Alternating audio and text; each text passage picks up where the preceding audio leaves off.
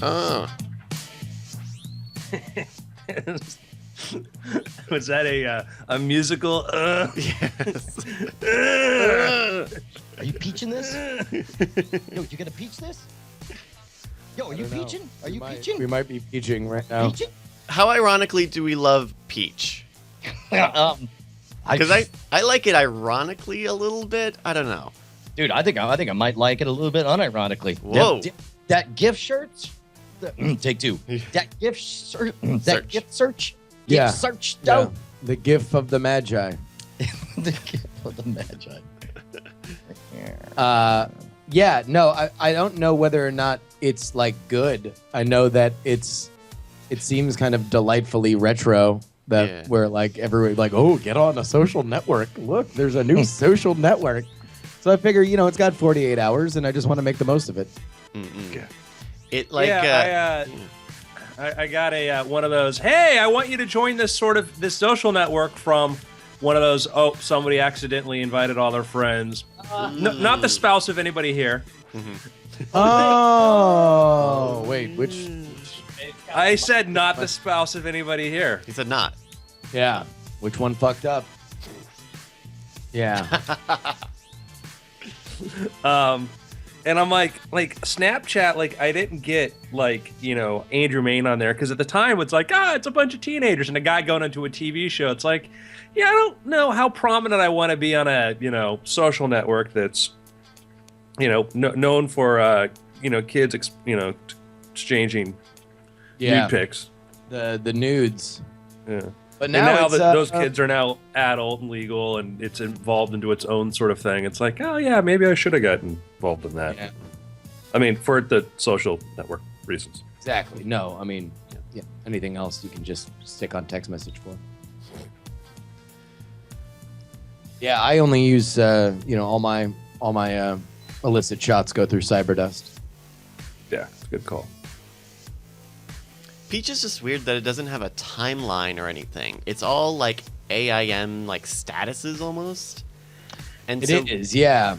And also there is no grand unifying hey, I'm just looking at my stuff. Or I also kind of feel like it just should have just doubled down on the GIF stuff. Dude, more of that. A GIF social network? Yeah, just make a GIF and comment on GIFs and stuff. I don't even mind it. Just expressing. I mean, it's that real life Darmak and Jalad Tanagra thing where it's like we speak entirely in references to other things. That's their word. References? The R word? Darmak. Darmak and Tralada and Jalad. No, they're at Tanagra. At who? Tanagra. Timber. His arms wide. Timber. His arms wide. Is it the Pitbull song? Kesha? Yeah. It's going down. I'm yelling timber. Like that? Shaka when the walls fell. Yeah. Sweet. Hey. That's a great point. I just started playing Monument Valley. I love it so much, and I don't even play video games. Oh, it's so good. It's amazing. Yeah, that's it's kind of perfect. Yeah. And with the I feel like the base game was too short, but I bet the DLC actually fills it out lengthwise. So I went to go get some sodas, and on the walk down, a block down, I started listening to Radiolab, and they did a whole episode about the folks who created That Dragon Cancer. And it was really interesting, so I kept walking, and then I find myself sitting at Lake Merritt, and then they're describing what it was like when their 3-year-old died, and I'm sitting on a fucking bench in front of ducks crying my eyes out. Is that why it took you a half hour to go get soda? I had a full-on moment. It was insane. You and Boehner, what's with the Texas men who like to cry, or just this, not Texas men, but just the general sort of, the steely-eyed. Well, no, there is the thing with parents, right? As soon as you become this is something that I've heard, that as soon as you become a parent, there's an unfair backdoor that anyone can. Well, yeah, is that you are just 150% more likely to cry at random things.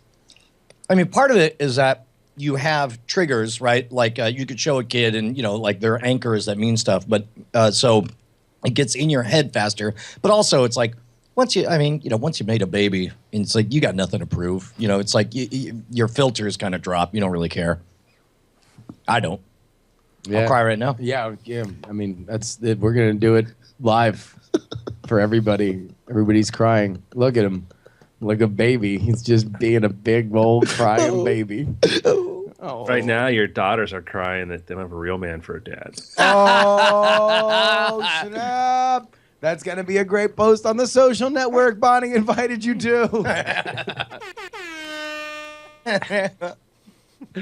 I love the idea that like that horn is like it's going to be a future feature of Skype and podcast. You won't have AI. Is the first implication of AI will just be able to go like, it'll know. Like, all right, jump right in. There'll be an algorithm that'll figure out all of that. I'm just thrilled that the Jamaican air horn became as ubiquitous as it was on, Power 96 when we were growing up, like, and has now gone nationwide. Man, I think I'm ready to get weird. Are we all good? I believe so, gentlemen. Is everyone else good? Feeling it? Yeah. That hype, that yawn hype. All right. Yeah. Yawn hype. Hey, real quick, what was the weird thing about the computer, Nesh? No, I just walked in and it was on, and so my brain was like, "Oh, it's been on these couple of days that he left." Yeah. No, that's the thing that happens. It's fine. I had a computer that like it decided at one point it wanted to be self-aware and come on whenever it wanted, and it happened the night that I saw Signs. And I went and saw a late showing. Our friend Mark got us into this late showing of like the movie, like when there's nobody else in the theater, and so there's nothing like going home at 4 a.m. and being all alone after that movie and laying in bed and all of a sudden hearing ding, the Windows startup sound from your office around the corner of your bedroom. I got the reverse. I grabbed a baseball bat. I'm peering around. I'm just waiting for an alien to be there going Away. Yeah. It's such a dumb thing to say right before you die. I'm saying this because in the future, 10 years from now, you might encounter an alien and you'll need to know that my secret words are you should hit it with a bat.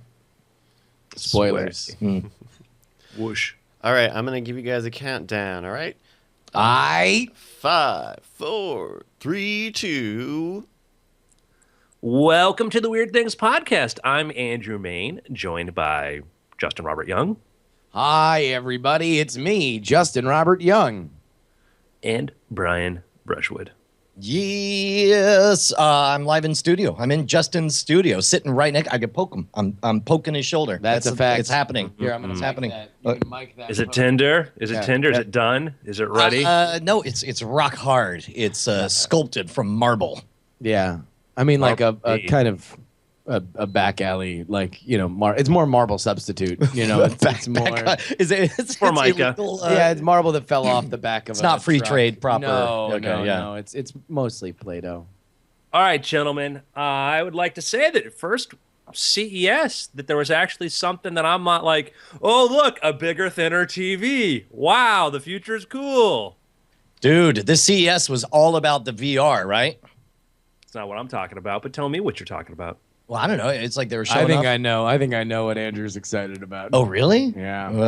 Teledildonics? No. Oh. I mean, aside from the burning fervor he's had for that for decades. Yeah, that's nothing new there, Brian. Okay, Exactly, all right. yeah. I mean, I saw a lot of. And just know that can mean input too. Okay, guys, everybody listening. They All right. were showing the Vive, and they announced the price for the Oculus. What, $600? Yeah, $599. It'll come out in March, I believe. And just There's a man, photo for you. Man, don't you look I cool. swear to God, the VR revolution will come with a mandatory side dish of derp photos. Like it is just amazing to see like how funny it is when other people wear virtual reality goggles. Look at, I mean, it's Well, just, the Palmer Lucky photo from was it Time or Newsweek or whatever? It just It's just was the like- contempt that they had for one of our brilliant young innovators, who's really is a guy that if you want to say anybody who sort of put the initiative there to make this jump forward, and there it is on the cover of Time, and he's Palmer's been busy working in the lab and maybe not has had as much time to do whatever workout techniques that Zuckerberg and Google guys He's do. another man who's made of Play-Doh and not marble, and he deserves to be able to be sculpted from whatever he wants. So the two things that came out of CES, aside from, of course, amazing breakthroughs in fridge technology, which we always see at CES. And It's the Internet of Things, Justin. yeah, the idea that there are better and newer ways for you to buy a television was a lot of autonomous drone technology. You saw the new Segway like technology. Oh that yeah, gives the you a little Segway robot. becomes a freaking droid. Yeah. Like you step off the Segway and then it just becomes a BB-8 and follows you around. But I believe that what Andrew's talking about is another autonomous vehicle. Uh-oh. Brian, did you see the company that made the Ghost drone, Chinese company, decided that they were going to scale things up a bit. They said, you know what? Carrying cameras is kind of cool. You can do that, and maybe carrying 3D cameras is kind of cool, and putting on your Oculus or whatever, and like, oh man, it's almost like I'm up there and I can really see. You know what's cooler than that? Nothing. I figured that's the pinnacle. Nope. Wrong, Brian. Wrong. What? Wrong. Yeah. Wrong. Have you ever seen, I don't know, a person riding a drone? No. Is this a thing? I did. Oh my God! I'm looking at video here. Human carrying drone debuts at CES. Now, I did see somebody had put together a quadcopter that he rode on over some water, and he basically looked like the Green Goblin. Yeah, right- we had that. That was cool. The guy took like 20 of these things. We haven't seen this actually work with a human in it, but this is a legit company, a legit funded company in China. Their video is really endearing because they talk about like how many of their friends died in aircraft accidents. And so this thing's got something like 8 spinning rotors, and their goal is a drone you hop into, shut the door, press a button on the screen, tell it where you want to go, and then sit back and it flies you there. So, okay. So now, all we've done is argue on this show about when we are going to have driverless cars, but maybe the answer, Brian, is where we're going. We don't need roads. That's right. That's wonderful because these would be, I assume, electric vehicles, right? Mm-hmm. Correct. And so I guess green energy, if that matters to you, super efficient. We've talked before about how the pace of technology is getting faster and faster, and science is advancing faster and faster, largely because it's so much quicker to get things done. We talked about how in the 19th century, there's stories of people going out to the Galapagos to go collect their samples, and then their boat sinks, and it's like that's a whole year down the drain just to go get stuff to do science and stuff. The idea that all of a sudden we can enter a place where you would Uber, I assume, there would be fleets of these. You would just call up one of these to get you there, and it would very directly. You'd have no traffic. You wouldn't have to worry about human error. You'd have skyways, lanes that the computers would adhere to. This is phenomenal. Now, here's the caveats are that it holds one. We have not seen this thing actually fly with a person. 2, it only holds one person, has a max weight limit of 220 pounds. It's got a range of like 23 minutes or like 23 minutes of flight time, which I think is like a 10-mile range or something to that effect. And this is pointed out by some of the tech journals like, well, what's the practicality of that? Like, yeah, let's look at the practicality of a Stanley steamer in 1899. They're like, Yeah. well, this thing, I'm just like, shut up. And they'd be like, well, those, the blades are right at the ankle height. Like, yeah, too bad we don't have technology that can tell when people are near. And it's like, shut up. Like, let's see. This is interesting because I haven't heard any of this backlash against it, and I certainly don't understand any of it. The skepticism comes in. I think it would have been a different story if in that video they had actually put a person in the thing and it had flown them some degree of. I don't know that I don't know if they'll ever have a working product. And my point is like, yeah, 220, yeah, that's a limit. But this is the version alpha. This is where it starts. Each version gets bigger and better. And that's, the point that people they look at these things and go, nope, fail. No, apparently, and the company said, hey, we can put a person in an electric vehicle and fly them through the air, which we've seen hobbyists do that. Now there's a company that says, yeah, we want to put people in electric vehicles that vertically take off and land, and we're bitching about this? Yeah, no, that's kind of crazy. Although the FAA has been very, very weird about drone regulation. This is something that I almost wonder whether or not this is a easier solution than what the autonomous cars are facing with regulatory issues, to get them on the roads. I mean, really, the biggest issue you're going to have to deal with, and it's the same thing that, the company that may or may not be kind of scamish, Mahler Skycar has been promising flying cars for, 2 decades now, 4 decades, I guess, really. But the biggest hurdle that they have to deal with is the noise regulations. And so it's like the deciding where these things go, because they will be loud, I'm sure. Is going to be the biggest problem. That's it. Yeah, Elon Musk said in a press conference, they made the comment like, "Oh yeah, flying car, trivial, easy. Oh yeah, I can do that between breakfast and lunch. If I cancel a couple meetings, I could solve this problem. But they're too noisy." And then he's like, "Next." So we and that's the thing that when they've announced the Segway, you had like, "Oh, cities could be redesigned around it and all this sort of stuff." And then you see it and like, maybe not. But with a practical flying car in certain places that you see these things, let's say in Vegas, on the Vegas Strip, and other places, you're like, oh, you could have lanes and zones. And there is technology that is in development stage of how to make these things much more quiet. Yeah. And that's going to be, and there's a lot of military stuff out there that once it becomes consumer grade, is we might be able to minimize the sound of these things considerably. I want to throw out a conspiracy theory for you, though, for self-driving cars. I don't know if this is the proper venue for conspiracy theories. I'm in. Let's go. You know who I think is going to have... We were surprised and shocked by the California decision about self-driving cars, saying that they told Google, no, you cannot assume liability for this. Every person that gets into it, their individual insurance has to be responsible for it. 2, not only will we not let unlicensed people into these vehicles, anybody who gets into one, who gets behind the wheel of one, has to have an extra special license, which was several steps in the opposite direction.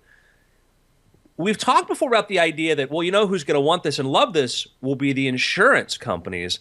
But may that be the opposite of the case? Because can you imagine a situation where we have really awesome electric cars that never crash? What's the purpose of insurance? Well, I insurance companies don't love cutting checks, right? So they would still exist because people. For example, take airlines, right? Flying is far and away the safest way to get from point A to point B. Yet people still buy insurance. What happened to that market has plummeted. It's almost non-existent now compared to where it was when you had more frequent crashes. Sure. But is your point that they want there to be more fatalities No. Their point is that his point is in a world where there are less to negligible, virtually no, accidents. Will we see a pushback for right now it's mandatory to have insurance. You got to have insurance to be on the road. Part of my, and I don't know enough to know. This is just a guy. I wonder this, and I don't know enough to know. I'm not making any statement or claim. We hear you. You're just asking questions. Just a guy asking questions. That's all. Is it mustard on my shirt? Is when they pushed back, Google said we will assume liability, and then California said no, you can't. And you look at that and you say, well, who stands to lose the most? Well, because Google's a very big company, and Google can essentially write their own policy. They're like, well, we can underwrite our own policy for this. Where insurance companies are in a position we like the idea of selling 20 million individual, car policies in California, and because that works. Insurance works on percentages. It works on percentages. Do they like cutting checks? No, but they're happy if 6% of every pay-in whatever goes in, and we make our margin. They like that margin. When that margin declines, and you don't need that, then it's a market, and we've seen them do. I've heard conspiracy theory stuff like how they were the ones behind getting rid of helmet laws because it was cheaper to have a fatality than it was to have somebody who had to provide, support for the rest of their life as they were quadriplegic. Don't know if that's true. And I just assume every business, every market tries to maximize the environment in which it functions. They don't want to get rid of the problem they're paid to solve. Yeah. I think you're right in that the incentives are kind of sideways. Whether or not it's an actionable situation, I don't know. Whether it's like the incentives are so great that they would actually, I don't know. Well, again, and I think that we're going to see they're going to encourage a lot of like safety features stuff. But like we have in the state of Florida, you can't go to a third party and buy solar panels for your house and plug it into the grid because FP&L made a deal with the state that says no, everything has to be bought from the state utility. Right? Yeah. And it's like, oh, wait. And it's that because the thing they don't want is a state that gets a lot of sunshine and having a lot of third parties going in there. And somebody asked me like, why is FP&L buying solar, stuff in California or building solar? Well, because it's the way in which they play into the system. And again, I'm not an anti-capitalist here by any stretch of the imagination, but we talk a lot about incentives. Where is somebody's incentive? Yeah. Listen, I'm in. I'll subscribe to your newsletter. I think that this is that we are seeing a conspiracy by the big auto insurance. Yeah, maybe a little bit. So here's my question: What, are you one of them? You getting a kickback? I mean, I'm not saying that I'm not. I'm just here's my question: Lift your shirt and show you the Geico tattoo.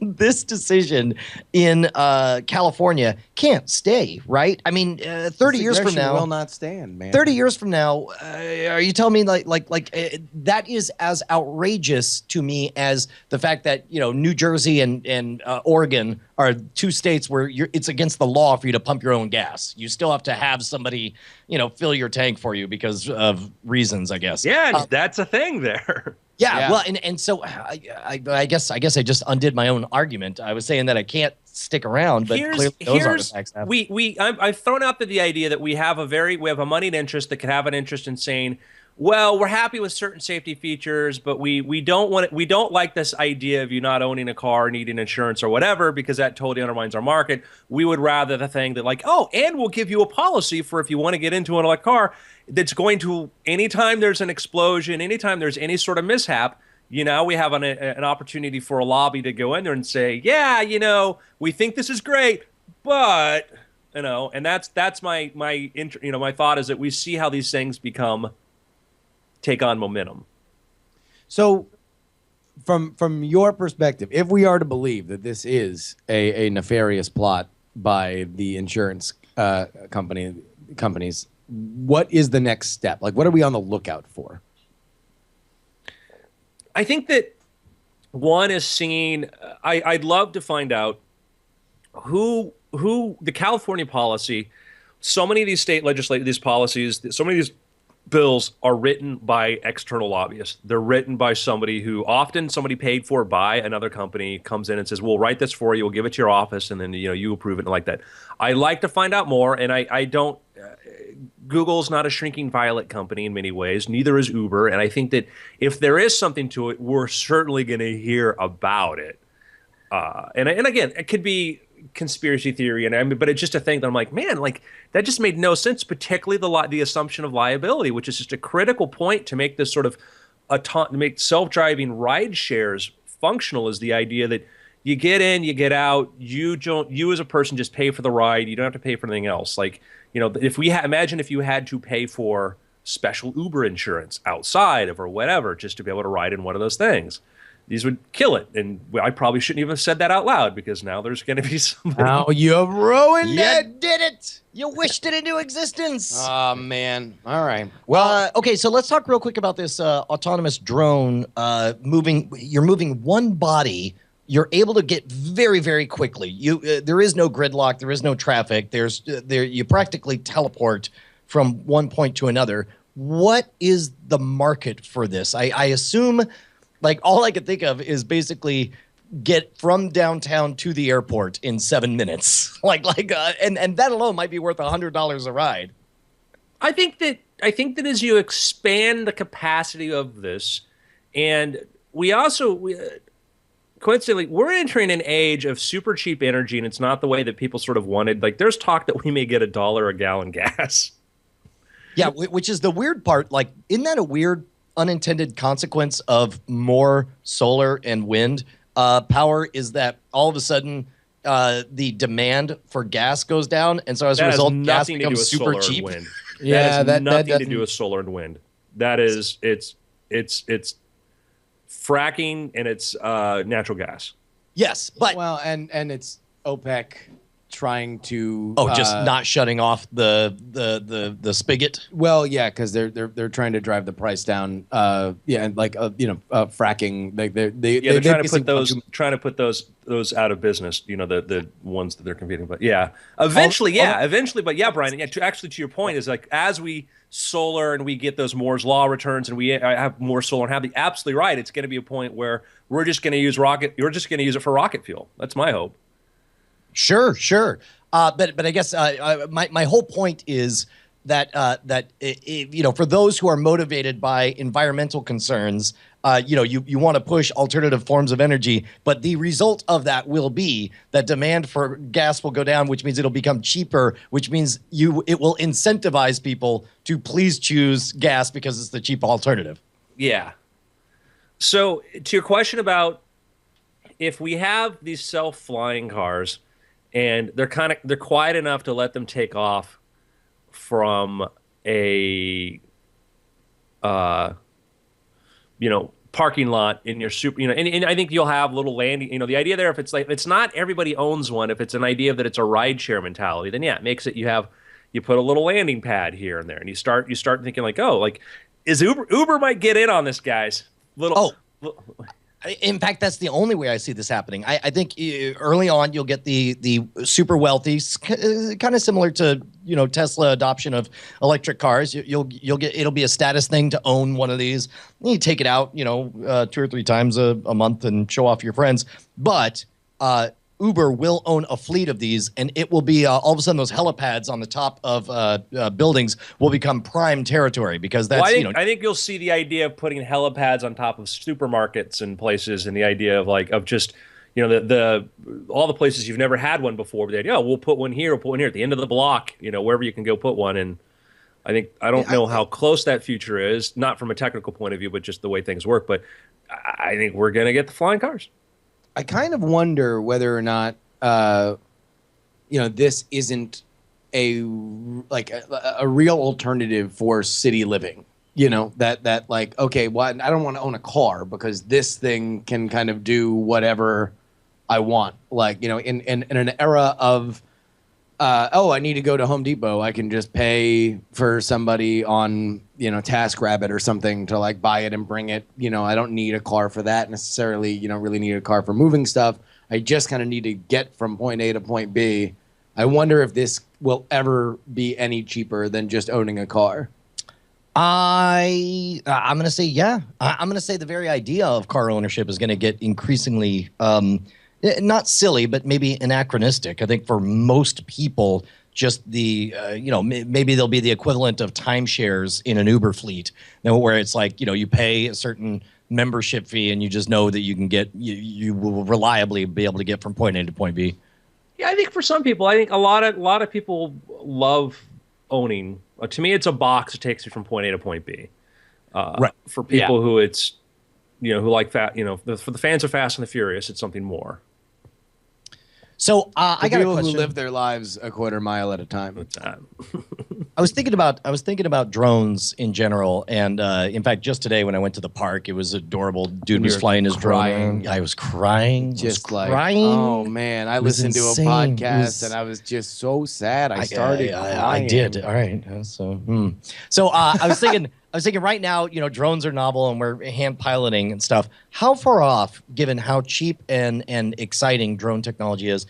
And I don't entirely know what the purpose of this would be, but it seems to me like any minute we should be able to buy a box that would have a swarm of 10 mini drones that can do coordinated activities, whether it's, I don't know, spelling stuff out in the sky or doing choreographed moves and all that stuff. it seems like I don't know. There's something very, very cool about a swarm of mini drones, and I'm surprised I haven't really seen a lot with that. We've seen in the lab, we've Yeah. seen it really cool. There's been people who've done some cool stuff, like using them to spell out stuff in the sky. We've seen in the lab where they've used them to build bridges, like string bridges across a chasm. We've seen a lot of really cool precision stuff in laboratory that's terrifying, utterly terrifying, because they behave intelligently in ways that are frightening, and you realize if they wanted to kill you, you would be dead. I think that the answer comes into is you need a certain fidelity when it comes to positional tracking, and I think that that's just it's a technology question. And like the same thing with VR is that people are upset about that these VR goggles cost, the Oculus cost, the Rift costs $600, and the reason it costs $600 is if you want to have that high density OLED display and those drivers and that stuff, that's what it costs this year. Next year it'll cost $300, but people think Moore's law or these things are debatable or whatever, and well, they should do this. I wish my iPhone was thinner or whatever. Like, no, it can't be. It physically can't be right now and do the things you want, because that's where the technology is. But we have this predictable pace of this with drone tech. You have microprocessor companies that are developing specific chips just for that, onboard gyroscopes, all these other little tech to make it easier, better positional stuff. So yeah, in a year, 2 years, that'll be a thing, because that's the march of technology.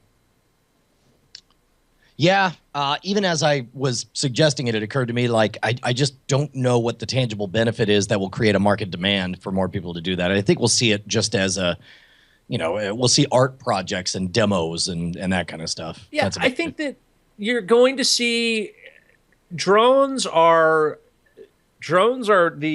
they're going to be sort of our real first exposure to wide scale robotics, because they do something better than something rolling around on the ground right now can do. And each generation of drone gets smarter and smarter as being able to track and follow and do other stuff. And then you're seeing applications that like, well, what are practical applications? And you're starting to see that in the industry where, places where we don't want to send people, but we want to string cables, or we want to do this and that. And a swarm would be kind of cool, but it would also be terrifying. Dude, you want to know what else is terrifying? Ooh. Everybody who goes to patreon.com/weirdthing. Wait a minute, they're terrifying? No, it's terrifying how much their support has done for us. Sometimes when I think about it, I get chills down my spine. I'll tell you what, man. I think about the fact that it used to be that this was a side gig for all of us. We would do it, and sometimes we went months at a time where we just didn't bother to do weird things. How crazy was that? Those days are over, my friend. Indeed. Patreon.com/weirdthings is your one-stop shop to make sure that you can support this show. Should you find it valuable to your life, you can give us value by way of money. It's a fun thing for all. I'll tell you what, if we were physically there hanging out with you telling this story, would you give each of us one U.S. quarter? I think you would. We were physically there crying. Yeah. Would you give one quarter to every adult not crying on a park bench? I'm crying tears of joy because this is amazing. Patreon.com/weirdthings. In all honesty, thank you guys so much. It's really great. Yeah, man. Let's get up over 500 patrons. Let's make that happen. Yeah, 500. Gentlemen, we're gonna play a game. Yes. Oh, good. I like games. It's called What Is This? And Bryce is gonna queue up a photo for you, and you're gonna look at it, and you're gonna tell me what it is and what's important about it. Okay. God, the first thing I think I might know. Really? No, I don't know. It's 3D printed, right? First of all, for radio listeners, we're looking at some kind of gray. Looks like an assembly of geometric. A lot of triangles. It looks like a truss system, and it looks like a bunch of rocket engines. 5 of them pointing up, 5 of them pointing down, and in the center, it looks like a tiny kind of like miniature. It looks like a miniature concert venue. Yeah, it looks like a theater in the round. Yeah. Although that also there's a little a raised point there that kind of looks like it would snap into something. I feel like that's something that it would hook in. If I was going to guess, I would say this is a mock-up of some kind of rocket-based flying drone. It's so I will say there's not a whole lot of elaboration here, but it is a part of a rocket. It is a 3D printed part of a rocket. What makes this special? I assume that Elon Musk had something to do with it. No, wrong, incorrect, false. Was this printed on the International Space Station? Was this a part that they custom? Wrong, false, incorrect. Damn. Was it on the rocket that came back down? Oh, No, you know false, what? I got a good idea from the chat room. Somebody says this is made of ceramics, which I seem to remember having read something about, where it's like the ability to 3D print ceramics is huge because ceramics deal with high temperature situations much, much better. No, false, Damn. Incorrect. So wait, both of our things were false? Yeah, is the news story that I'm remembering false, or but that's not what this is? It's not what this is. Okay, all right. And you're just false and incorrect in general. I mean, that's a safe bet just all the time. It's made of iron and nickel. It's made of iron and nickel. Are those rocket engines or something? It's just some part or something. You know, I mean, it could be some sort of thing. But the more important is what it's made from.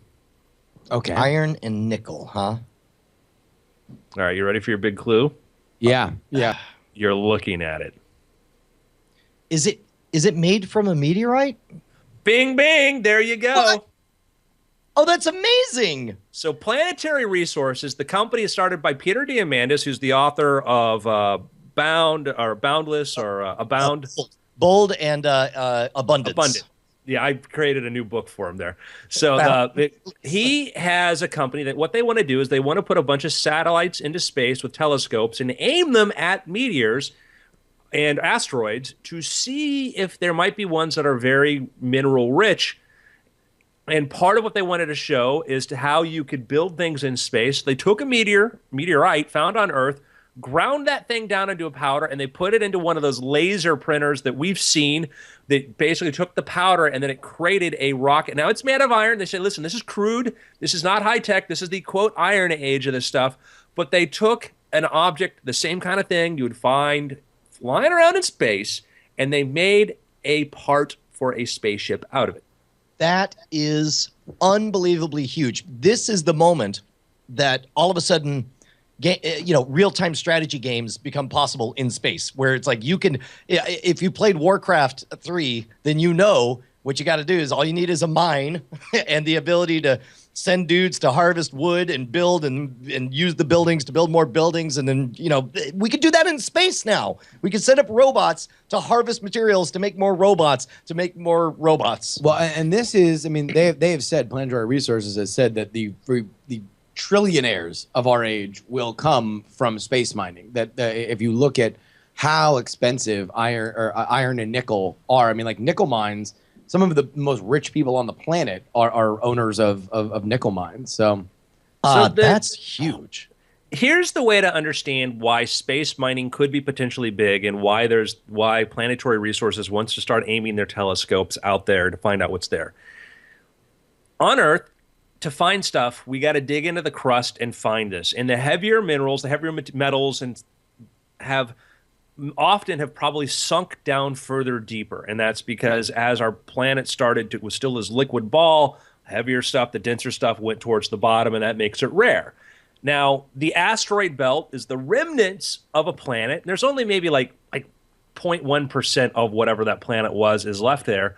But there's some speculation. But yeah, because that really was never formed into a planet, actually. Never formed. It was that disk that started to coalesce and the materials started to come together, but it never reached planetary structure, so it never formed that big ball where all the things would sink there. You might have meteors that are big chunks of solid metal that you're not trying to sort through a lot of other materials to get to, that it's just like, oh, wow, here's 100,000 pounds of nickel, or here's maybe 100,000 pounds of, or 2 tons of platinum or whatever. We don't know. We just know that all the stuff that's on Earth, it wasn't made in Earth. It wasn't made by little, dwarves underneath, the mountains. It was stuff that was formed in stellar explosions It just sort of drifts around and starts to form into rocks and other shapes. And so there's more gold out there. There's probably more gold and platinum and other materials drifting around there in space within the periphery of our solar system than we've ever mined out of Earth. Oh, easily. Easily, I would imagine. It's so crazy, too, when you start thinking in terms of, like, once you can start significant construction in space, is the question, do you even bother to bring the material back to Earth, or you just go out and build out of that material? Well, it depends. If you think there's something that is scarce on Earth, then the answer is yes. There's some speculation, though, that it may never be really practical to try to build any sort of industrial base in space, because just about everything we need is actually on Earth. And if you're the Julian Simon crowd like we are, you kind of like point out that, like, yeah, we don't really run out of things, but having more of some things or making some things really, really cheap might be really kind of cool. And if you could use gold in a wider scale industrial application, that becomes pretty awesome. There are a lot of things that they settle into, their scarcity settles into the market in which they're used. But when we figured out how to make steel much, much cheaper, that was a big technological revolution. It was kind of like battery technology in the 1900s, or excuse me, the 19th century, was trying to figure out how to make cheaper, stronger steel. And once we did that, changed literally the landscape of the world and made possible subways, high-rises, airplanes, and everything. So much of the technology we have today was based upon just figuring out this one material and have it in abundance. Carl says, silver is a way better conductivity than copper, but it's just too expensive to use in wiring. If that changes, then we can fundamentally see a different shifting. Yeah, a lot of these applications besides just the ornamental value. That is very, very, very, very, very interesting. And so I guess what they wanted to do here was just sort of demonstrate the soup to nuts promise of this, of like, look, we can take this down and we can 3D print something today. And isn't that rad? Yeah, it's to show that we can take those raw materials as they exist and make stuff. When we go to Mars, we go to the moon, we colonize asteroids, if we've talked about. 3D printing is going to be a very important part of that, and that's how you rapidly build up an industrial base and have the things you need.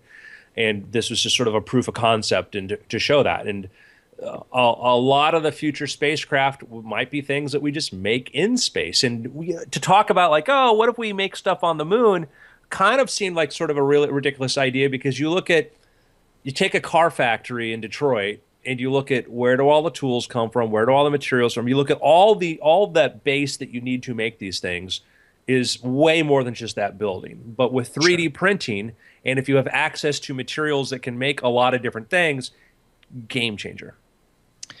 Yeah, it's sort of intimidating to think, 1,000-year perspectives on this stuff when you think in terms like what happens when labor becomes infinite and free? What happens when materials become infinite and free? What happens when, I guess at that point our goal becomes to just spread throughout the universe, or to study, or I don't know. It's almost like, once you enter the cheat code for the video game of human ambition, what entertains you at that point? Why do you bother to do anything? But don't you think that we've always been saying that like, sure. At the point of like, well, as soon as we build boats and we can, take our people and goods anywhere we want. What's the point? Now we've totally transcended these elements that have bound us. Like, well, and that's part of what I think all of us really liked about Pandora's Star is the idea that even in a post-singularity, post-abundant universe, that really humans do what humans do, which is have sex and fight, and that's all we wanted. Oh yeah, it was a world that beat death, right? Like death is a painful thing, but it's not a permanent thing. And shocker, everybody was still had a whole lot of drama. 1,000-year grudges. Yeah, literally, that's amazing. I have one more news item to talk about briefly, and that is this Sunday. Mm-hmm. Our friends at SpaceX have announced they're going to try to land another booster. Yawn. No, I'm sorry. Well, this time, Brian, Oh, what they're going to do is they've tried barge landings before.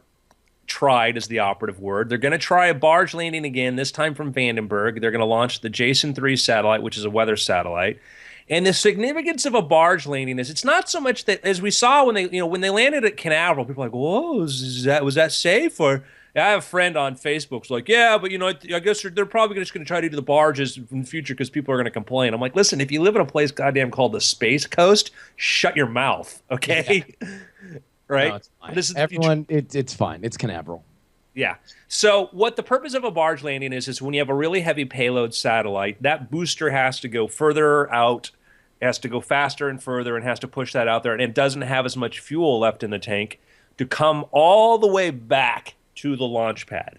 So what you do then is you just put a barge. In this case, I think this one might be I don't know if this one's read the instructions or which of the robot drone ships it was named for, but right. It will be one of those, and it's going to be there waiting to let the booster land on it.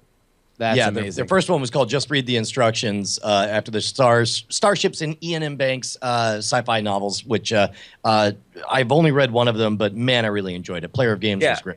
Yeah, Players of Game is the catcher in the rye for like new nerds. It's basically you just see it pop up over and over again from like, oh, and my favorite book is Player of Games. So that'll be cool. So I'm gonna go try to watch that landing in Vandenberg and going up with some friends the day before, and then that morning we're gonna go see if we will see the rocket. We won't see the landing because it'll be out at sea, but we'll see the rocket go off hopefully, and they're gonna do a test fire tomorrow. So if all works right.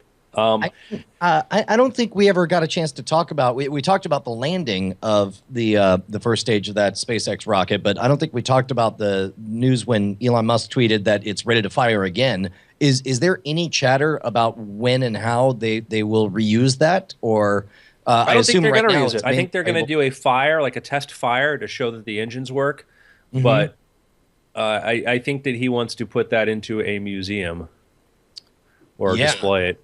No, it'll be this one. Like if this one lands on the barge, then I think that now that it's not the first one, you can. Start, I guess the first one, it's like you do take that original Kitty Hawk plane and you hold on to it. Yeah, he said fired again, but not the same. He's very careful with his words. I think it's so launched, but it's interesting too because it's like the thing landed, and then you have people like, well, we haven't seen it take off again. Like, yeah, no, you're correct. We watched a booster land on Earth from launching something to orbit. Shut up. Yeah. This is fantastic, though. If this just becomes the new normal, where all rockets are saved for future use, I mean, that's how amazing is it that it just looks like landing because it's so. We're watching this helicopter footage. Because we're so not used to it, it just looks like a rocket ship taking off in reverse. Yeah, yes. Yeah. Like it just looks like rewinded footage of like. Do you remember when they first showed Grasshopper? The first day that came out, first couple days, there were people like, "This looks faked." Yeah. Yeah, and I'm sure I don't know. I mean, and far from it to be for us to wave our fingers as we had just unfurled our massive insurance conspiracy theory, but I don't know. I think you're bound to get those kinds of yahoos saying that like I think we'll get more of it. We'll get more of like, well, I don't know. Have they really sent anything up? Agreed. Gentlemen, jump into picks. Hey man, I'm reading the book that you told me to read. Super Intelligence. Mein Is that Kampf? what this? Oh yeah, the other book. Yeah. Yeah, no, it's I'm enjoying it. I press pause to get caught up on podcasts, but I'll certainly everything I've heard so far. I will back your play on that. Super Intelligence has some awesome, scary, crazy scenarios. If you want to be paranoid, it's a good book to read. I will tell you another book that you can read to go along with that. And it was made into a movie, and there's been talk that Will Smith is trying to make this into a movie again. And it was based upon a trilogy of novels by D.F. Jones. and it was probably one of the first, I would say one of the first really interesting forays into, well, what happens if we do build a super intelligent machine? And that is Colossus, which became the movie Colossus, the Forbin Project. And what it is there's this project, this government project to build a super intelligent machine to take control of all of our nuclear weapons, because what could be better than that?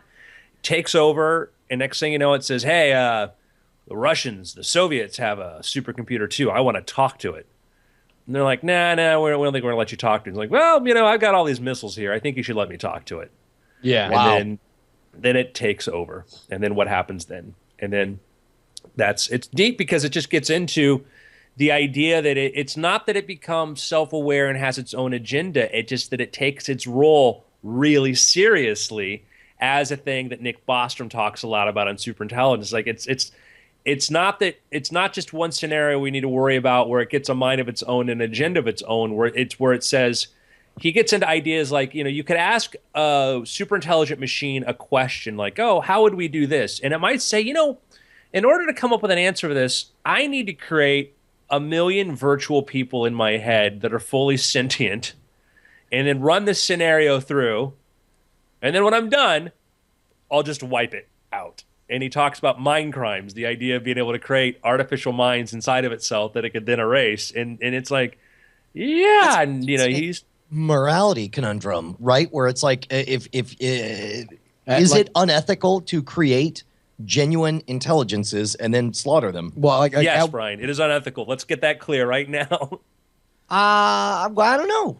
I do. Unethical. Next question. All right.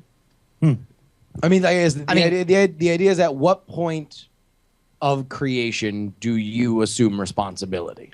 That's the line, right? Like, because if we can say, okay, there's a point in which you are responsible for whatever happens, then murdering it is like the worst thing that you can do. Yeah, but I play Grand Theft Auto, and I don't think twice about shooting all. And granted, these are very, very rudimentary artificial intelligence things. But if we're just dealing with a simulation of exponentially higher quality simulation of artificially intelligent individuals, does it suddenly become unethical to play Grand Theft Auto?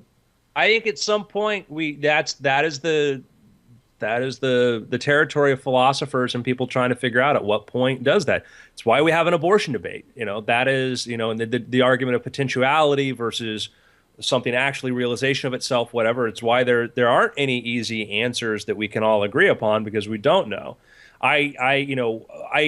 For me, I describe things, there's self-awareness and there's agency. Those two things are not always the same. And there had been studies that said, hey, a computer can predict what you're going to do. Free will's an illusion. Well, free will's an illusion within a few microseconds. But when you talk about a slower, longer term thing, like, no, free will is real. And we've looked at those experiments and said, oh, no, actually, we're finding examples of where we're not able to. And part of it's like, yeah, of course we should be able to measure you. And there's no evolutionary advantage in many ways to contemplate stuff, as you just want to react and then maybe come up with a narrative afterwards, which fit a lot of the anti-free will lobby or that point of view. But we can't put you into a room and tell you to come up with a creative story and in any way predict what the hell you're going to come up with an hour later. We will never be able to do that, because it's a combinatorial problem. There are things that can take place in your head that are pseudo-random that you will never figure out in the universe. And so, anyhow, I don't know that. And I don't know. This is a philosophic thing. We probably need somebody smarter than us to chime in on it. But I don't know that a lack of predictability necessarily means that free will is a real thing. Like, you can, let's say we agree, like, you'll not be able to predict it, but you're still a slave to your choices. If I'm offered a poop sandwich or an ice cream, no matter how many times you run that simulation, I am a slave to my preference of ice cream over poop. And there really is no free will as I choose the ice cream.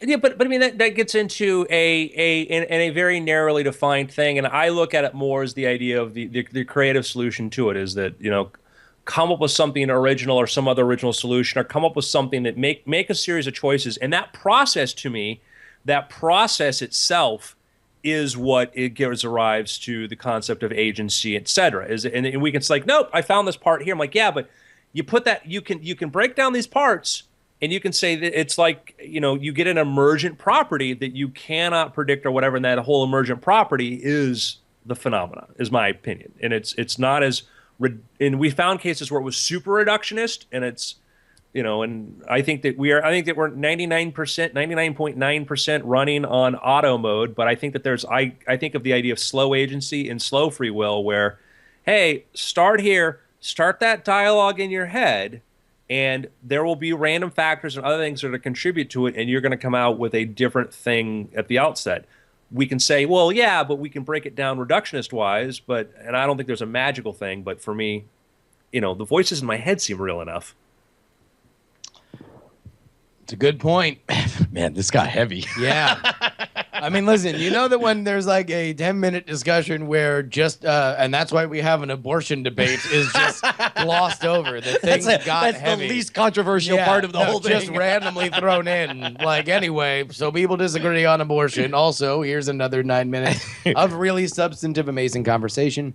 Patreon.com/Weird Things. But Brian, your observation, though, it's something I think a lot about, is like, well, at what point is it wrong to shut off the computer and to do that? And I think that, Justin put it, say, well, if you're creating self-aware, intelligent beings, then you have to say, hey, there's a thing that we think is a thing, so it's probably not a good idea to do that.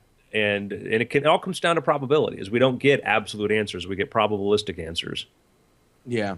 I mean, yeah, I guess the thought is just, when do we value it as life? Like when does it have, when it sits on a park bench crying. All right. What's your pick, Justin? I much like Brian crying on Lake Merritt. I have found myself. By the way, if you want a context for that, listen to the latest episode of Radio Lab about the creation of that dragon cancer. It's amazing. So Brian weeping just uncontrollably on Lake Merritt. The same Lake Lake Merritt. Globs of snot rolling down his nose too. Just a blubbering mess. And it was really embarrassing when somebody handed me $1 too. And I was like, no, I'm fine. And it was a homeless dude giving you the dollar. Children like, mommy, why is the man crying? Anyway, that same Lake Merritt, I've been trying to make a habit of running and walking around, and so I'm back to listening to audiobooks. And David Halberstam, who was one of the great nonfiction writers of our time, his classic book, The Best and the Brightest, about Vietnam, is what I'm listening to now. It is extraordinary. It is exceptional. And it is one of those things, as we get into a very politically charged season, you kind of realize that, like, things change a lot. Like, what we assume to be standard ways that, political parties operate, they've rapidly, not rapidly, it's just slow but surely, like, things change. And what you kind of remember, this is written in this era, is that, the Vietnam War was conceived and fought under Democratic leadership, and nobody has any reason to mention that, in our modern system, because the Democrats don't want to say, like, hey, we got into Vietnam War, and Republicans don't want to be anti-war. So it's like, anyway, it's very good. David Halberstam's, a great, exceptional storyteller and reporter, and I'm enjoying it so far. Right on. I have one last addendum. I watched, after your recommendation about Fargo. Oh, yes! I was stuck in Florida, and I found the first season of Fargo on Hulu, and I watched the entire first season of Fargo. Loved it, absolutely loved it, and I yes, one of the best television shows ever, bar none. Martin Freeman's great. Oh, geez. Billy Bob Thornton's great. I told our friend Chris Kinner, said, hey, if you ever want to know what you would be like in an alternate universe where you're a hitman, this is you. And I loved it. And I'm like, all right, well, let's try this 1979 version. And can I tell you that, like, when you alluded to like something from that era and something from that age or some sort of effect or something like that, We're in spoiler territory here, people. If you want to save yourself, I'm gonna tell you what I thought it was, which okay. is like sometimes in There was movies a when they moment want when to what's that? Oh, I say so. There was a moment you're like, "Oh, this must be what they were talking about." Oh, as I thought, but I'm like, I wonder if it was not this. Thank God. Is that like sometimes if you want to show that in movies in the 60s or 70s, or let's say point out that a girl is European. Oh, that they don't have their legs shaved. Or there's some other feature that's excessively. I was like, the way you described it, whatever, was like almost like, what is it, like a shot of like that, you know? Oh, got it. Maybe unkempt hair issues. Yes. The way you guys described it almost felt like is that what they're talking about? No, Ow. it's not. Wow, Yeah, way to could go be. right there. Jeez. Couldn't Oh, be. jeez. Oh, geez. Anyhow, season 2, absolutely loved it. Kirsten Dunst is fantastic. Jesse Plemons She's is great. Ted Danson. It's when you watch an actor and you're like, he looks like so and so, but who is that? And you're like, no, that's him. It's not Ted Danson, the sitcom actor. This is Ted Danson, the dramatic actor, which we don't see as much of, in a great role. Patrick Wilson's great. Just all around, really a phenomenal cast. Really well done. Let's just tip one little thing. It's not really much of a plot spoiler, but there was something that you were so excited about that you texted me while you were watching season 2. Okay.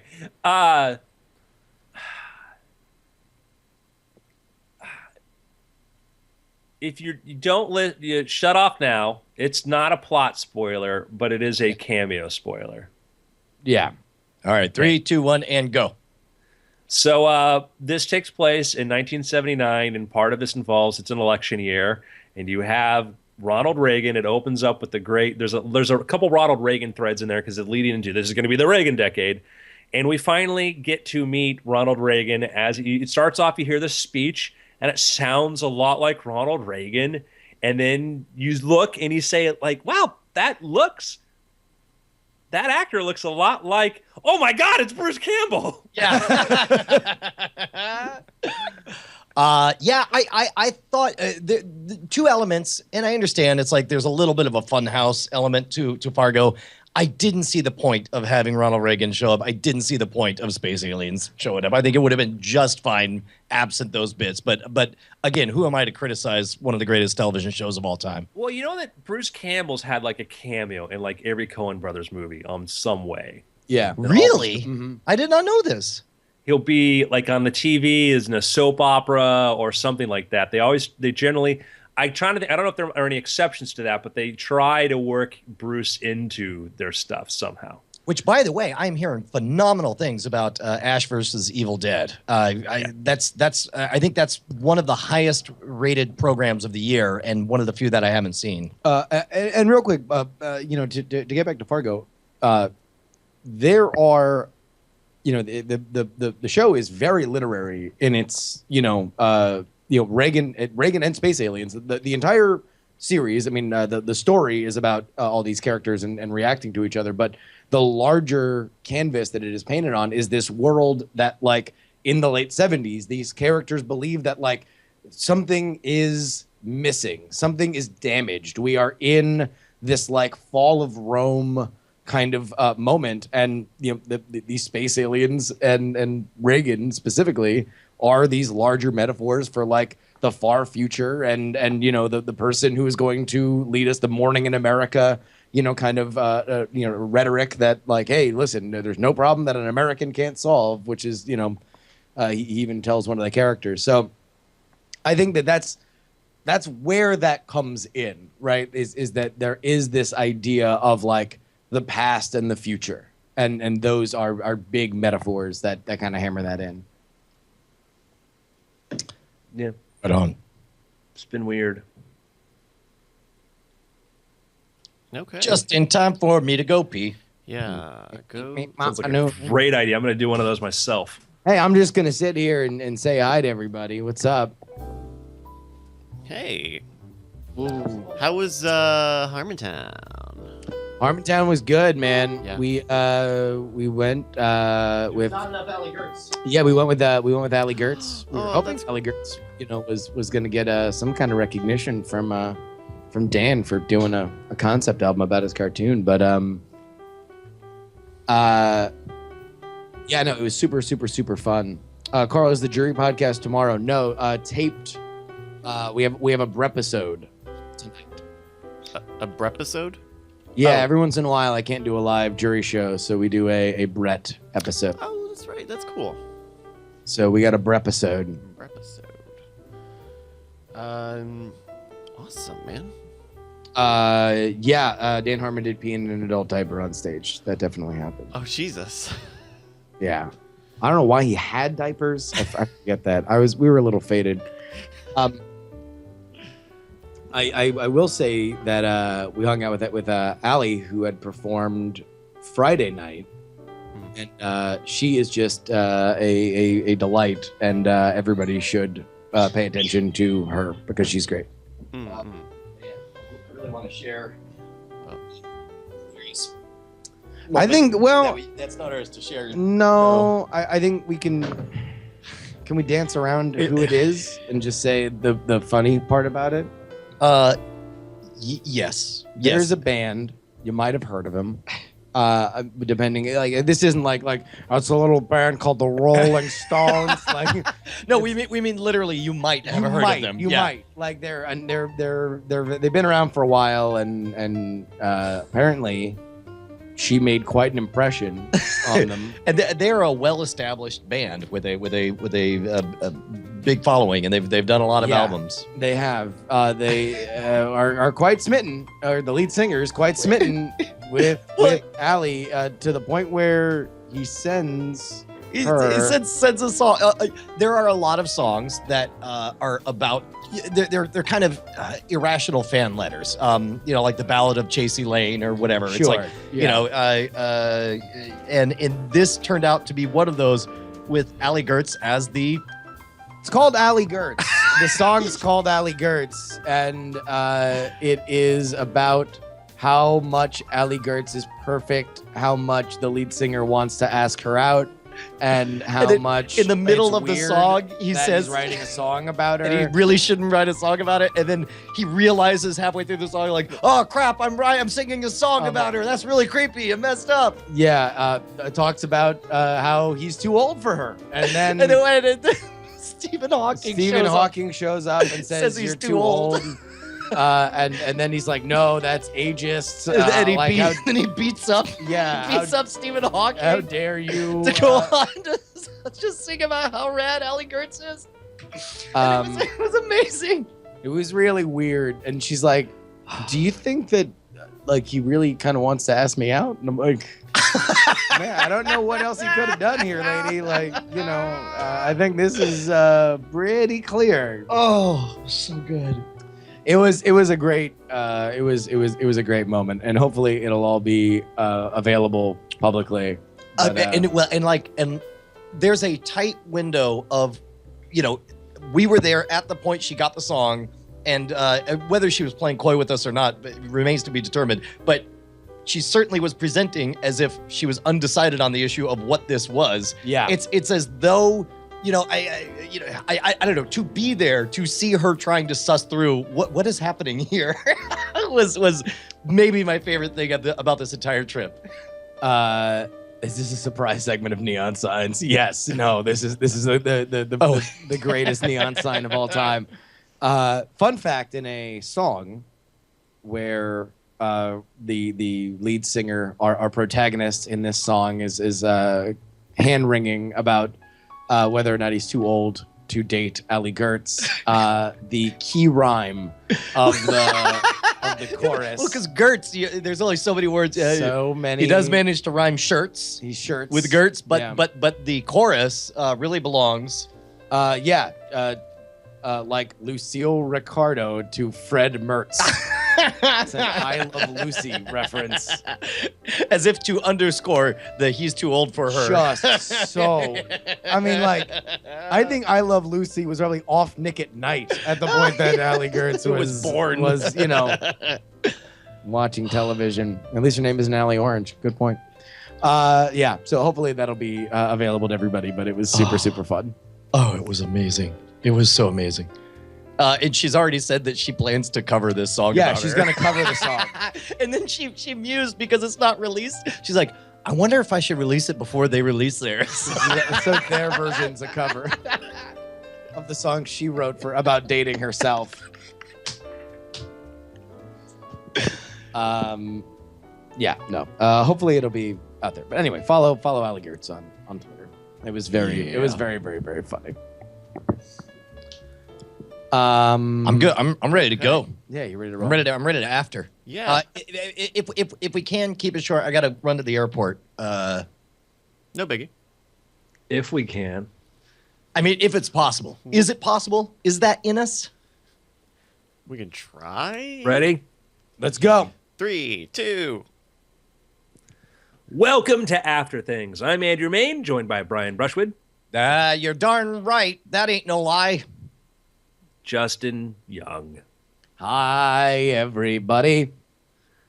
Gentlemen, what I'd like to talk to you today about After Things, where we tend to talk about things more media-related. We could certainly mention the fact that Star Wars is now kind of like the biggest thing ever. And, you know what's funny is it is, but really domestically, I'm surprised at how I don't want to say soft on the international side, but I'm surprised at what a cultural, very very American explosion it is. I had a friend that had a theory, on why it will not beat Avatar internationally. Well, we'll see, because they just did an opening in China, and there are predictions that China was going to be soft. It's like, the pre-sales in China aren't as good. The pre-sales aren't there, and when they put stormtroopers on the Great Wall of China, and I think people may have been scared to think like, oh, this must be something new the Communist Party is doing. I think it's wait, with the Death Star, that's not a good idea. Okay, so it turned out it did really well. It's done really well, and I don't know. We've seen the domestic tracking before of how this tracks. It's double where Avatar was at this point in time domestically, right? And it still has energy. It's still got gas in the tank. I haven't seen the tracking for worldwide yet. And it's interesting. It's we know China's a big market. China's the second biggest market. Do you know what's been the biggest market after China? India? No. Justin Robert Young. The United Kingdom. Really? Oh, of course. Wait, what? There's not enough people there. It's a tiny island. After China, it goes to the UK. They love seeing the movies, man. This is a tiny little space. It's a little. It's just so small. It's just so small. You look. It's population of the United Kingdom is what, 80 billion or something. I don't know. I'm just guessing. UK population. One is they almost speak the language, so you have that advantage of it. 64 million. They still don't write the word color properly, but yeah. So if we go look at all time, if we look at worldwide, and you take something like let's say Avatar, right? Avatar all time worldwide, and you look at the top countries, Avatar did 200 million in China. It did 105 million in Australia, 175 in France, 162 in Germany, 171 in Japan. And then the United Kingdom did 150. So that was certainly big in those countries. But if you look for other countries and where things have done, you see the UK often is one of the biggest, even given that it doesn't have the same population. So point is we'll see. We'll see what's going to happen. And it opened bigger in China than some people were predicting, but I haven't seen the long-term track. But what was your friend's theory? Oh, that the rest of the world is filled with racist, misogynist. Oh, yeah. Yeah, I believe that. I read it in an email once, leaked from Sony. Yeah. So, we'll see what happens and what will take place there. But that's not what we're here to talk about, because you know what? We'll be able to talk about Star Wars box office returns next week, in the week after, in the week after, in the week after. Yeah. We touched upon briefly in Weird Things about the VR showing at CES. We had this week, we had the announcement that the Oculus is going to be shipping for $600. And part of the sticker shock is Palmer Luckey had said, we're going to sell it at cost, we're going to do this, but in order to, and these things obviously ended up being more than they wanted to. They're not trying to make money off this thing initially, but they're trying to get those components and thing together. It costs $600. And there's also the fact that it's not a standalone device. Some people are like, well, the iPhone's this, the iPad's this. Like, yeah, those things work by themselves. Yeah. And if you start looking at what PCs are rated for the Oculus, a lot of gamers realized, this thing that's perfectly good for other stuff isn't rated for the Oculus, which means I got to go drop another $1,000 or $1,500 to get a gaming rig. And so, I mean, you'll be able to get like a whole package. I think altogether probably like $1,500 or $1,600. But that's big. That's a niche market. It's a niche market that spends a lot of money on games. How precise is the tracking on those? Because I hear that the Vive is just pinpoint accurate. The Oculus is as good. The Vive tracks three-dimensionally in space, right? The Vive can track you as you move up and down, and you move left to not just where you turn your head, but the Vive goes if you stand up or sit down and squat and goes up or down. And the Vive is so much more intense like that. And eventually, I don't know what the current gen Oculus does, but it's designed for you to sit in front of your computer in your chair. Mm-hmm. Where the Vive is, hey, stand up and do this. So as far as the tracking, as good, you think, or? Oh no, I mean it's no, yeah. No, I mean the Vive is something if you stand up and you walk around, the whole world adjusts to that. Where the Oculus, you stand up and your world doesn't shift. If you tilt your head, it changes. Right. You are just in the world and you're moving on your joystick, around the world, right? Right. Yeah. No, I get all of that. I'm just talking about the precision of because the only one motion. Yeah, exactly. Whether it's laggy as you flip No, your head I think around. that's the reason why they're putting the specs so high on the computers is they want to make sure that you get as smooth of an experience as you possibly can. There's a lot at stake, especially considering that this is going to be a niche product that if you drop this amount of money and you upgrade your computer, you better deliver a unique experience. There's only going to be so much that it's a beta that people are going to account for if they drop, close to $1,500.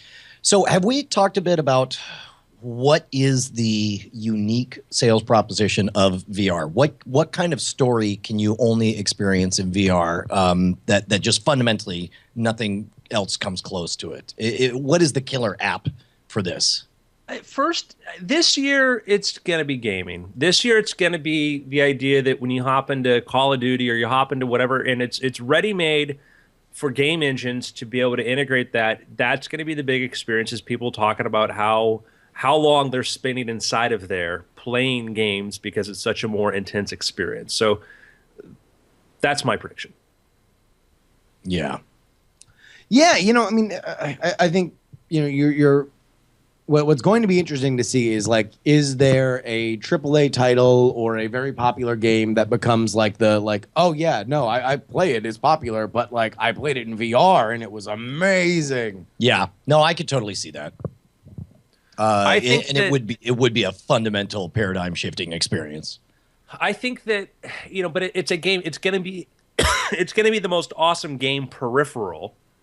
Yeah, that's what it's gonna be for a little while until you get all the cool stuff you can do with an HTC in a standalone device like a Gear or whatever. When you can fit, hey, I've got positional tracking. I can walk around my room, and that's what's cool about the HTC Vive is if I had this on right now and I got up and I walked around my room, as soon as I got near a wall, a little grid would appear and say, hey, back up.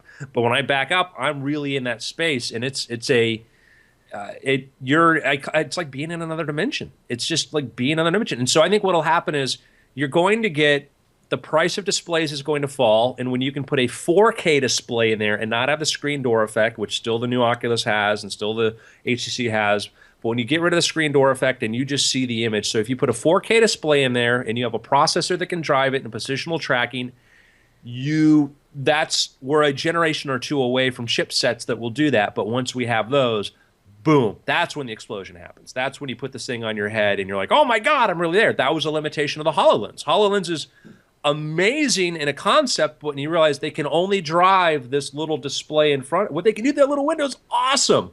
But when you're like, you turn your head and you're like, are you looking at the corner of your eye? And like it vanishes. It's like, well, that's not real. Yeah.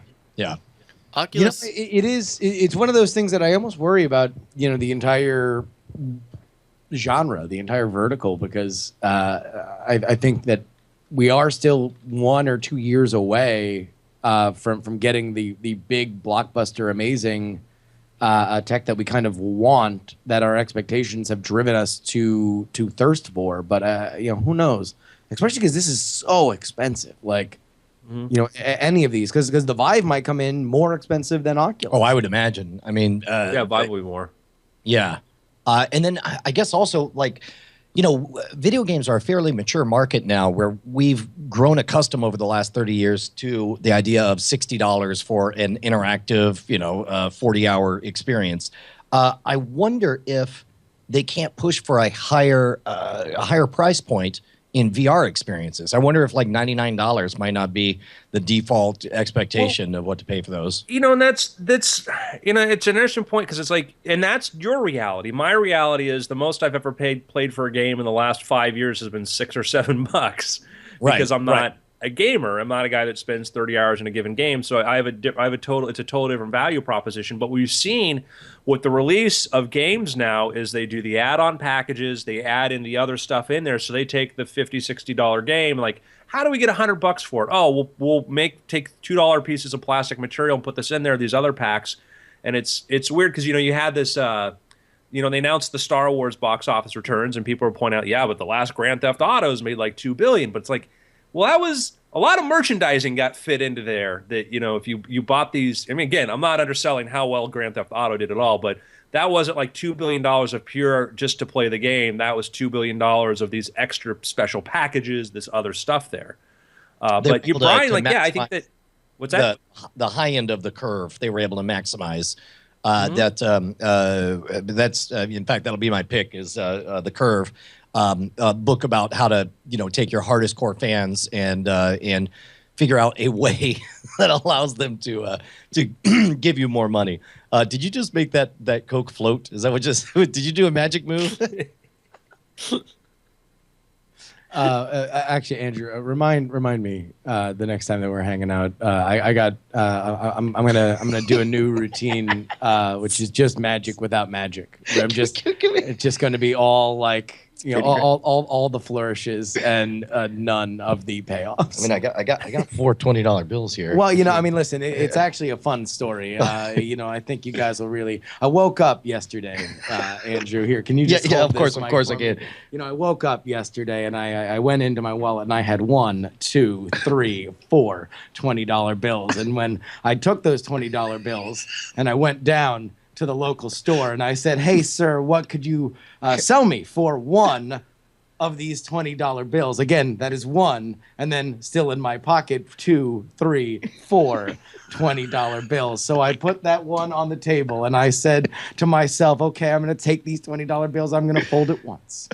I'm going to take these $20 bills. I'm going to fold it twice. I'm going to take these $20 bills. I'm going to fold it 3 times. And I'm going to, please, sir, put that in your palm." I then said to him, "Sir, there is one $20 bill right here in your hand. Is that enough to pay for my product?" He said, "Yes." So I opened up my hand and I took it out. I unfolded it once. I unfolded it twice. I unfolded it 3 times. And I found 1, 2, 3 $20 bills. Whoa, thank you. So good. So good. I got chills. Because we live in a consistent reality. There we go. Patreon.com/WeekLinks. Wow, the number's going down. Yeah, it's a shock. I love. We went through iterations where we had people memorize serial numbers. Did I ever show you my you will pick the sugar?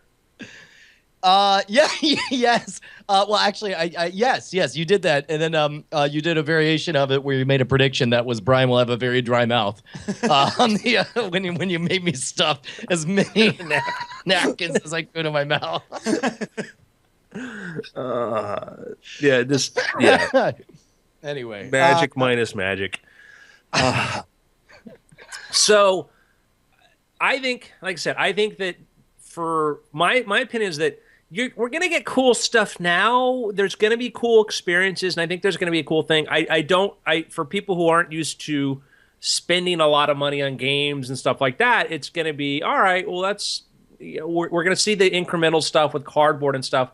But when the chipsets fall in price and all of a sudden for your $500 or your $600 gets you a complete device, a fully complete device, that's when we have liftoff. And we saw that with Microsoft was pushing tablet computers for years. Microsoft had a tablet computer, said this is what we think it is, this is what it is. And there were really two problems. One was a software problem. One was the idea that they were trying to push a laptop without a keyboard and overuse of a stylus and an input thing that you're just like, nah, just give me the keyboard. That was problem number one. Problem number two was hardware, was that it was thicker and heavier and all that. The screens and all those things weren't there. And the Apple approach is Apple will wait until they think the hardware is at the right spot, and then they will move in. And people are like, why don't you make it cheaper this? Well, because we don't think we can do it inexpensively and have it be good. And then when prices fell, then they came out with iPad minis and they lowered the entry price, but those were things they didn't want to do before. I think that, and my theory is that we may see them jump into the game in a year or two when they think that, like, oh, we can do a really great experience because 4K displays and these things are there. That's where the technology needs to be. Well, I do think that what is going to be very interesting is seeing where VR is in a non-game, in a non-game sense in 2 years. I think because I think Apple will always have a great ability to say, hey, look, here's a great content consumption or enjoyment device that, works with all your stuff, and you can easily, it's plugged into your iCloud, and you can watch all the movies that you already have on there and TV shows. Like, I think the VR as a content consumption device is an interesting idea. Here's the way I try to frame it, though. Imagine in 1999, we're looking at a flat screen LCD computer display. Sure. And we're trying to figure out and it's connected to a computer that's connected to the internet and all that. And we're going, what is going to be the content on this thing? What is going to be the content on this thing? Well, the answer is everything. You're still going to have things you're going to watch in front of a TV, but it's just a peripheral. It's just a display. Now we have this fully immersive thing that can be a lot of things. Brian talks a lot about the idea of the virtual desk, the idea that it becomes a new work environment, and that's a thing that a lot of people push for.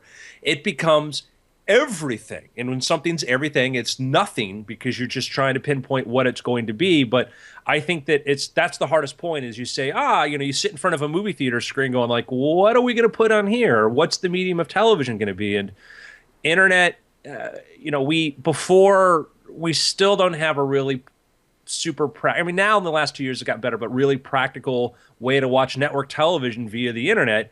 But man, Amazon and Netflix and Hulu are like, we got this covered, guys. Sure. But it's really interesting that the conversation's gotten here, because when you mention the iPad, as much of a problem that Apple solved with hardware, it was really the idea that we now had a distinct class of like apps, of mobile applications. We knew what a mobile device felt like optimized in our hands with the phone, both with iOS and Android. There was just like to do a tablet before, You were just saying, hey, here are desktop applications that we are just trying to bring to this new thing. Whereas in the intervening time for Apple, they're like, okay, yeah, no, let's scale up the iPhone. People love to interact with these kinds of things. There are definite like touch screen based applications that were just ready to go on day one.